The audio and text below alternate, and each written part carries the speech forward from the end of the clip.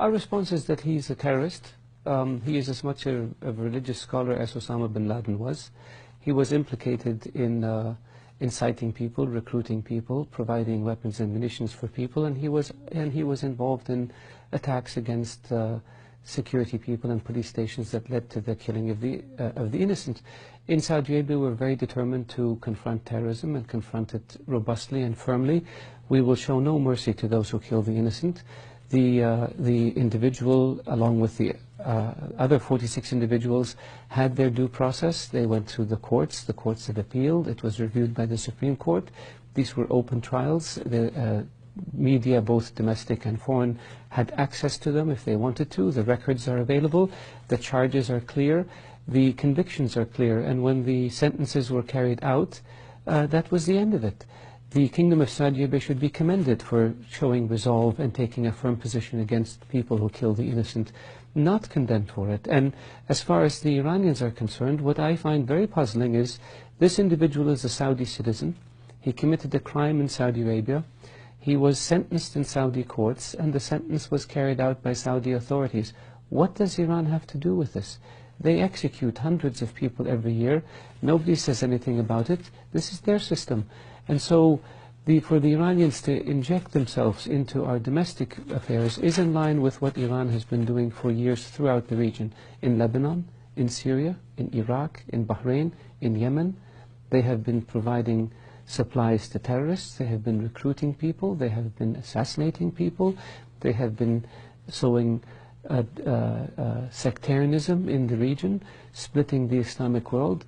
Their policies are in violation of all the norms and customs and that the international community has been based on, and yet, and so we've decided to say enough is enough, and as a consequence we cut off our ties with the Iranians.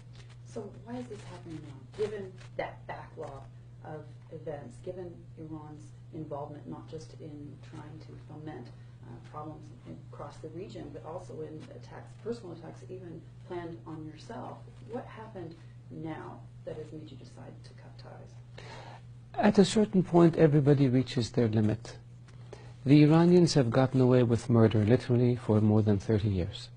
The attacks against the American embassy in Beirut, the attacks against the American Marines at Beirut airport, the kidnapping and assassination of diplomats in Beirut and elsewhere, the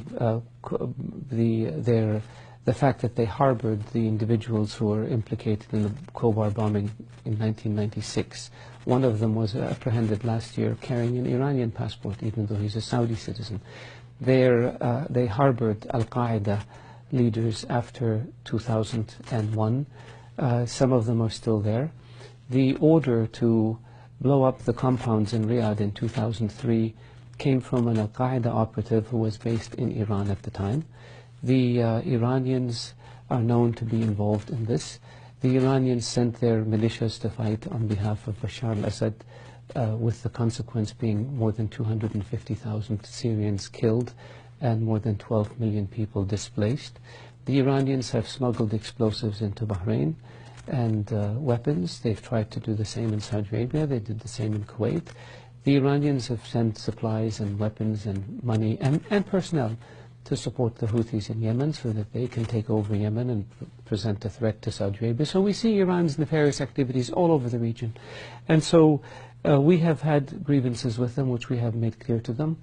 We have tried to engage the Iranian government on this issue. We have told them that if they want to have good relations with the countries of the region, they should act as responsible members of the international community, and they should cease and desist activities that are hostile or aggressive. Unfortunately, this is not what we have seen, and so this latest round was just where we just said enough is enough. We have to make a stand. Our public will not tolerate continued Iranian aggression towards Saudi Arabia without a response, and so the response we took is to cut off our relations with Iran and close down Iran's embassy and missions in the Kingdom of Saudi Arabia.